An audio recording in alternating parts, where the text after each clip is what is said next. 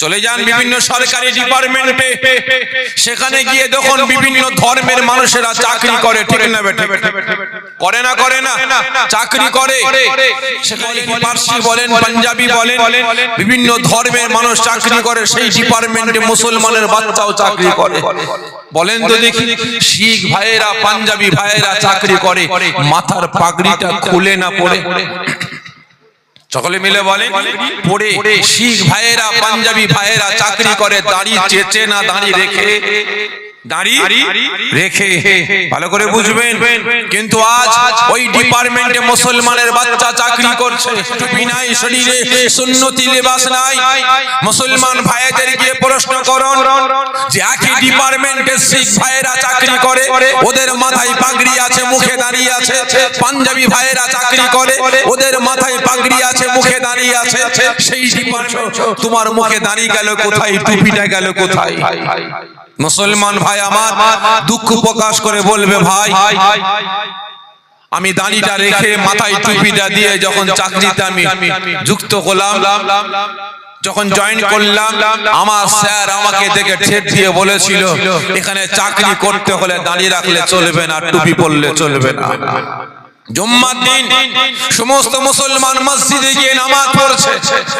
মসজিদে নামাজ পড়তে গিয়েছিল। প্রশ্ন করুন যে সবাই নামাজ পড়তে যাচ্ছে জুম্মার দিনে, তুমি মুসলমানের বাচ্চা নামাজটা পড়তে গেলে না কেন? সেই ভাই দুঃখ প্রকাশ করে বলবে, ভাই আমি একদিন জুম্মার নামাজ পড়তে গিয়েছিলাম, যখন নামাজ পড়ে আসলাম আমার বড় সাহেব আমাকে ডেকে ঠেট দিয়ে বলে কোথায় গিয়েছিলে? আমি বললাম জুম্মার নামাজ পড়তে গিয়েছিলাম। কেন?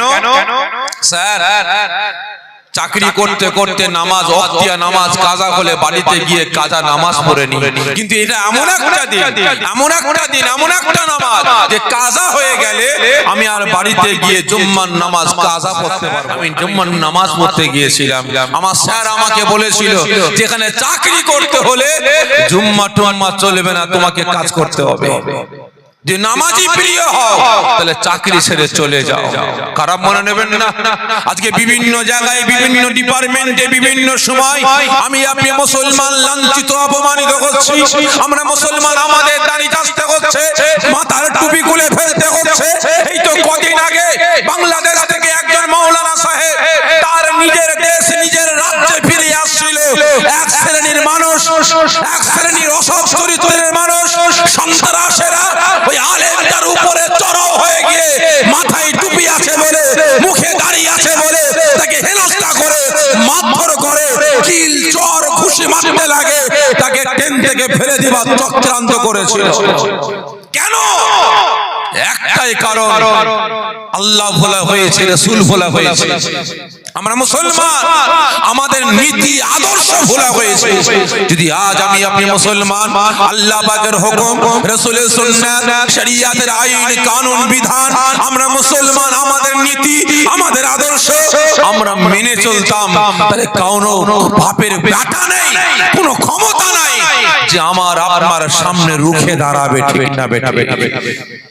কারণ একটা কথা আছে না, ঘর মে আগ লাগ গই ঘর কি চিরাগ সে, ঘর মে আগ লাগ গই ঘর কি চিরাগ সে।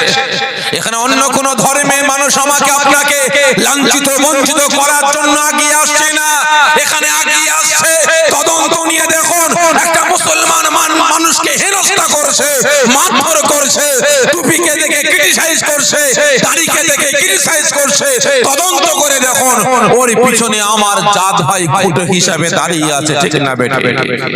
কারণ গাছ দাঁড়িয়ে আছে আর কুরুল গিয়ে বলা নেই কনে গাছকে গিয়ে গাছ বলে মাথা মুটা দাঁড়া। কাকে বলছে? কুরুলকে। দাঁড়া কেন? তুই বলা নেই কনে আমাকে সে কোপ কষিয়ে দিলি, তো এত বড় পাওয়ার ক্ষমতা কে দিয়েছে? গাছ বলছে। কাকে? কুরুলকে। কুরুল বলছে ওসব বলার সময় আমার এখন নেই, তোকে টুকরো টুকরো করব, পিস পিস করব। ওই সময় গাছ বলছে মাথা মোটা, দাঁড়া না, কি বলিস? কুরুল বলে কি হয়েছে বল, তোকে এত পাওয়ার এত ক্ষমতা কে দিলরা? বলা নেই কনে আমাকে এসে কোপ কষিয়ে দিলি। ওই সময় কুরুল বলছে ওসব আমি জানি না। গাছ বলছে শোন, তোর পিছনে যে লম্বা পাড়া ডান্ডাটা আছে না, আপনারা কি বলেন? বাঁট। যে লম্বা পাড়া বাঁটটা আছে ওটা আমার জাত ভাই, তোকে পাওয়ার এসে আমাকে কোপ কষিয়ে দিলি, ঠিক না বেটা? তদন্ত করে দেখুন আমার জাত ভাই ওদের পিছনে সুসুরি দিয়ে বেড়াচ্ছে নিজেদের ব্যক্তিগত স্বার্থের জন্য। আজকে শরিয়াতের আইন কানুন বিধানগুলোকে নিলাম বিক্রি করে বেড়াচ্ছে। তাই সকলকে বলছি এখনো সময় আছে, এখনো সময় আছে। যদি বাঁচতে চান বাঁচার মতো বাঁচুন, ঠিক না বেটা? যদি বাঁচতে চান বাঁচার মতো বাঁচুন। ওই শিয়ালের মতো বেঁচে লাভ আছে ভাই? জোরে বলেন। শিয়ালের মতো 10 বছর বেঁচে লাভ নাই, 20 বছর বেঁচে লাভ নাই। একদিন বাঁচবো, 12 ঘন্টা বাঁচবো, 1 ঘন্টা বাঁচবো সিংহের মতো গর্জন দিয়ে, ঠিক না বেটা? সকলের দিকে দৃষ্টি আকর্ষণ করে বলবো, আসুন দুনিয়াবি আলাপ আলোচনা বন্ধ করে অল্প সময় সীমিত সময়ের জন্য রিয়াজুল জান্নাত জান্নাতের বাগানে হাজির হই। অশেষ সওয়াবের হকদার হন আল্লাহ পাকের প্রকৃত বান্দা, প্রকৃত রাসূল পাক সাল্লাল্লাহু আলাইহি ওয়াসাল্লাম হুজুর উম্মত হিসাবে পরিচয় দেওয়ার জন্য এই জান্নাতের বাগানে হাজির হন। বিসমিল্লাহুম্মা সাল্লি আলা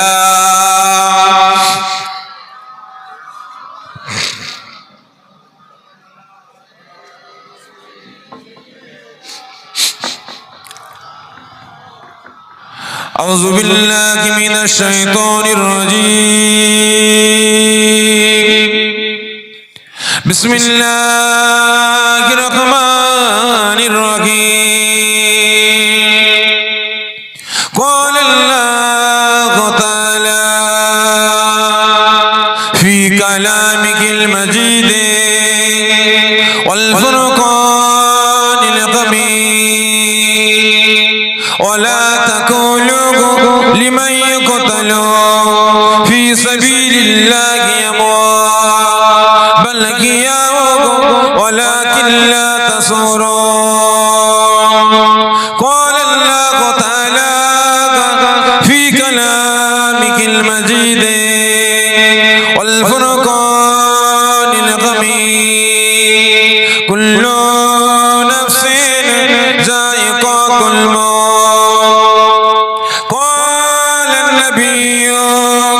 صلى الله عليه وسلم من أحب سنتي فقد أحبني ومن أحبني كان معي في الجنة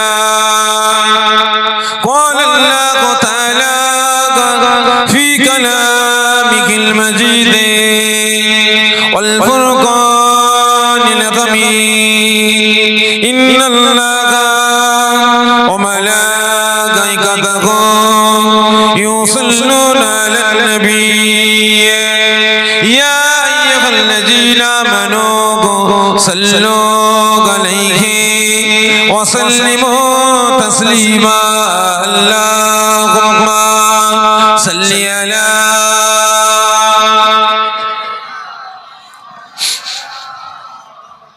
وعلى آل سيدنا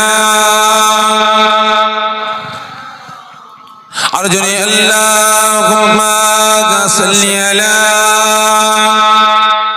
مولانا وعلى آل سيدنا हमें जान दिल से प्यारा मुहम्मद की गमों गई तुम करा मुहम्मद हमें जान दिल से प्यारा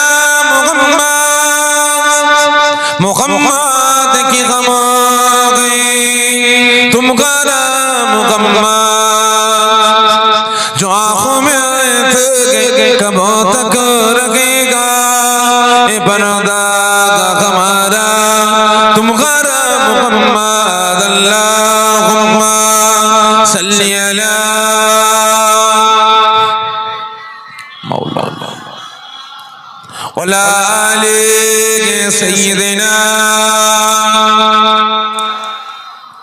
पैगंबरों करो जागा दिखा दे खुदाया डरे मुद्दत से मिला दे खुदाया पैगंबर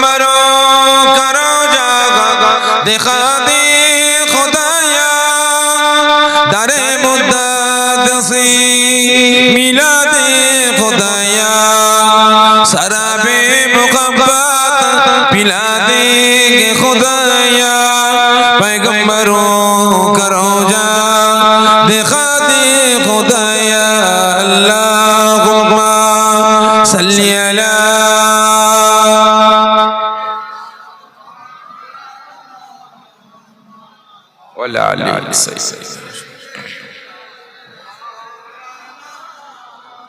হাসবি রব্বি জাল্লাল্লাহ। সকল আমার সঙ্গে সঙ্গে উচ্চ আওয়াজে আল্লাহ পাকের হামদ তারিফ প্রশংসা করব না। আমি আপনি গুনাহগার, ঠিক না বেটা? এতগুলো মুসলমান রাতের ঘুম হারাম করে মূল্যবান সময় ব্যয় করি, কাজ কাম ত্যাগ করে এই রিয়াজুল জান্নাত, জান্নাতের বাগানে হাজির হয়েছে। কিসের স্বার্থে বলে? একটা স্বার্থ আছে। রাতের ঘুম হারাম করে, ব্যবসা বাণিজ্য বন্ধ করে, কাজ কাম ত্যাগ করে জান্নাতের বাগানে বসেছে, একটা স্বার্থ আছে। কি স্বার্থ? যে নেকির স্বার্থ। এই সকলে মিলে বলে নেকির স্বার্থ। সকলে মিলে বলে নাকি ওই যে তাবারক দেওয়া হবে, তাবারকের স্বার্থ? সকলে মিলে বলে তাবারকের স্বার্থ। তাহলে নিজেদের সারা জীবনে জিন্দেগি সগীরা কবীরা জাহিরি বাতিনি সমস্ত গুনাহগুলিকে maaf করার স্বার্থে, ঠিক না বেটা? এবং তার সাথে সাথে আল্লাহ রাসূলকে খুশি রাজি করার স্বার্থে।